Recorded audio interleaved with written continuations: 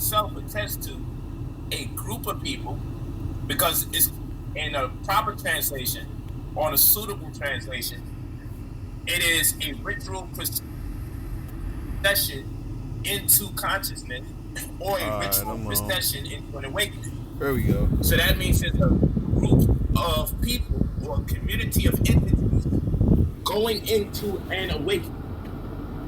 That's why we know that the name, the Book of the Day, is obviously a wrong name. That title is pseudo, because it's not a genuine title. That's a fact. That's a fact. So it's not about death. It's not about death. It's not about dying. It's actually about becoming Usir. Usir's name means to awaken, or to be woke, right? So that book is about becoming woke. Not here, because we consider this the spell of sleep. We consider this the sleep state. And we're looking to become woke. So it's very interesting how these terms get thrown around in our community and become slang, but it attests to the subconscious mind and to the truth that our ancestors already spoke about. So it'd be one of the scriptures. If I had to pick one, that'd be one. I already know how you feel on this question, Polite. So I'm gonna go to Amun first, and then I'm gonna come to you. Okay. Brother Amun, I don't know how you feel on this topic, on this question, because I always hear Polite going on it.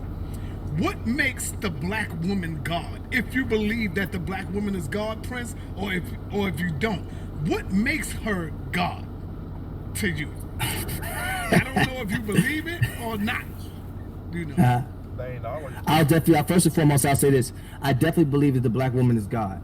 And if we're talking scientifically or spiritually, I'll start with scientifically. Scientifically, what makes the black woman God is she has the ability to pass on all the information of all of our ancestors' experiences onto our children through something in our bodies called mitochondrial DNA. And she's the only one with that ability to do that. So when we look at the woman and she's an XX chromosome, yo, I'm laughing because you don't know how much of that's an easy question for a Nuwaubian. Right, I never heard you speak on that before, so go ahead. Oh yeah, she holds mitochondrial DNA, and she has the XX chromosome, which is actually 4 times larger than the Y chromosome. The Y chromosome is just the X chromosome with a broken leg. So she is superior to us because she simply existed first, and the proof of that is still in the pudding. Because today, it's 8 women to one man on the planet Earth right now. So she walked the planet Earth first. And if they say you need to respect your elders, then the black woman is your elder. Another interesting fact is, it's an actual fact that black women and watch this peak have more physique than any other woman on the planet Earth. And the reason for that, we get attracted to it based upon the sex behind it. But the reason for that is that's muscle memory. The black woman has walked the planet Earth longer than anybody else. So we're looking at her butt, and we're attracted to that, not realizing that that's a muscle, that's a historic muscle that has developed over thousands of years of walking this planet. And because she's the only person that can pass that mitochondrial DNA on, then I don't know nothing about my ancestors unless tuning into my mother. You see what I'm saying? I don't know nothing about none of that until I tune into my mother, until I get in tune with black women across the world. Now some will say, well, the white woman carries mitochondrial DNA as well. She does, but the white woman has not existed as long enough as black women has, so the white woman is not passing down the amount of genetic information that they are. Not to mention, that's when white women breed into black men. What do you generate? What do you term that child as? You term that child as an African child because the black gene is the dominant gene. So the black woman is God in the sense physically of genetically superior to us. You see what I'm saying? All your sexual quote unquote organs have fell out your body. Your ovaries fell out of your body and became your nuts, and then the skin sealed up and became your testicles. Your clitoris enlarged through more testosterone and became a penis, and you became a woman. So there was no there was no rib getting pulled out and extraction from bone marrow. That as the Bible indicates, that never took place. There was a woman who gave birth, and then she fell in love with her son. And when she fell in love with her son, we become that. And that's why we as men today, we can't do nothing without a woman. And now check this out. Now check this peak. Even gay men must surround themselves with women.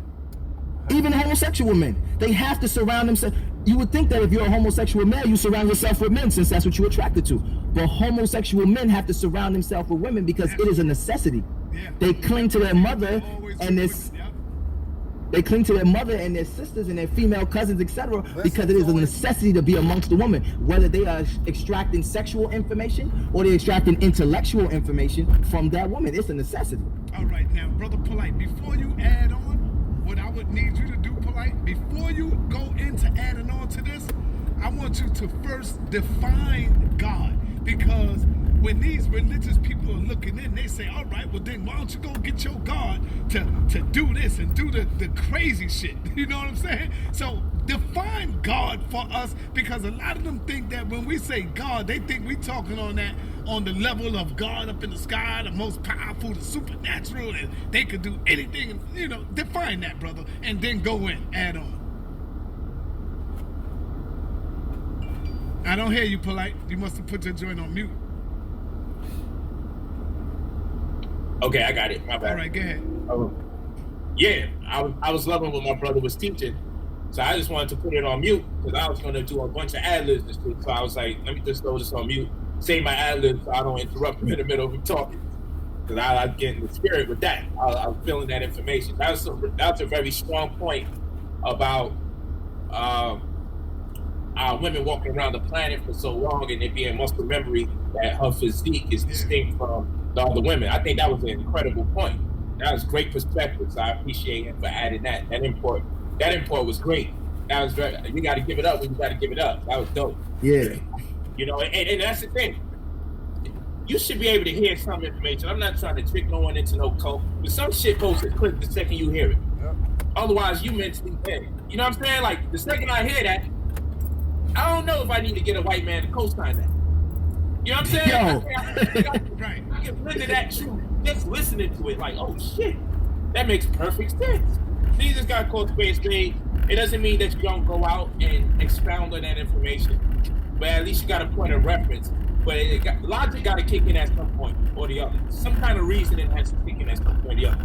But I like to think about it. But what I say, or what the dictionary says about God, is anyone that's in control of a specific aspect of creation. All right? In control of a specific aspect of creation. And they render that God. And so, that being said, I can see that the woman is God because I see her in control of more specific aspects of creation than that of men. So, doesn't mean men don't have their place in society. I just see the woman having more control over specific aspects of creation. This is not a dictionary, this is a dictionary reference.